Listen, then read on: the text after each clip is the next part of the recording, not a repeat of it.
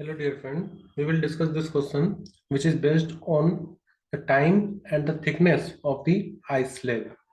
Question is: the thickness of ice layer in a lake increases from 20 centimeter to 21 centimeter in 10 hours. In what time it will increases from 40 centimeter to 42 centimeter?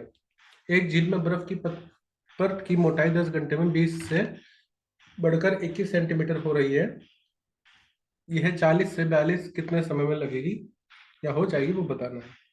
तो देखो, पहले मैं आपको बता देता हूँ कि जो टाइम होगा स्लेब का चेंज होने के लिए, जो टाइम है उसका फॉर्मूला होता है के रेसिस्टिव रो, यानी कि density, L length, actually L होगा लेटेंट हीट, टू के मतलब थर्मल कंडक्टिविटी, डेल्टा टी मतलब चेंज इन टेम्परेचर, और x2 माइनस x1, x2 का स्क्वायर माइनस x1 का स्क्वायर।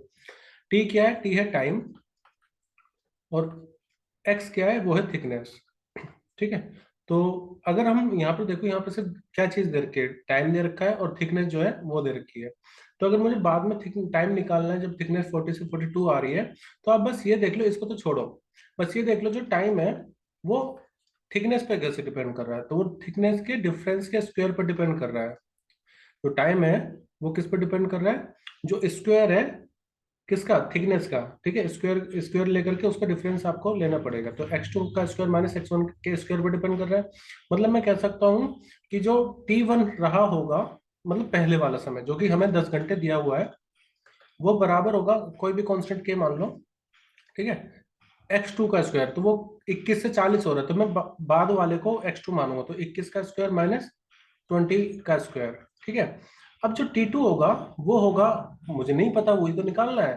तो K डैश मान लेते हैं, और वो किस पर डिपेंड करेगा? 42 का स्क्वायर माइनस 40 के स्क्वायर पर। 42 का स्क्वायर माइनस 40 का स्क्वायर पर। एक काम करते हैं आसानी के लिए, इस इक्वेशन को फर्स्ट मान लो, इसको सेकंड मान लो, इक्वेशन वन को डिवाइड कर दो, इक्वेशन टू से। तो देखो क्या होगा, T2 अपॉन T1 आ जाएगा। T1 मुझे पता है 10 है, तो ये आएगा T2 अपॉन T1 मतलब 42 का स्क्वायर माइनस 40 का स्क्वायर अपॉन में 21 का स्क्वायर माइनस 20 का स्क्वायर। ठीक है, स्क्वायर बड़े हैं, घबराए ना। तो आप इसको ऐसे लिख ले, A square minus B square equal to होता है A plus B A minus B. तो 42 माइनस 40 और 42 प्लस, मतलब अब तो बस मैथमेटिक्स करने, फिजिक्स तो हो गई। 42 प्लस 40 अपॉन में 21 माइनस 2 और 20, सॉरी 21 माइनस 20 और 21 प्लस 20। ठीक है, मैंने ए स्क्वायर माइनस बी स्क्वायर का फॉर्मूला अप्लाई कर दिया है।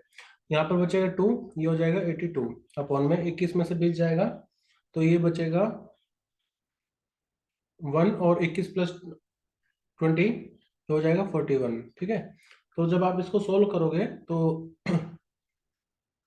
2 टू 4, मतलब ये आएगा आपका,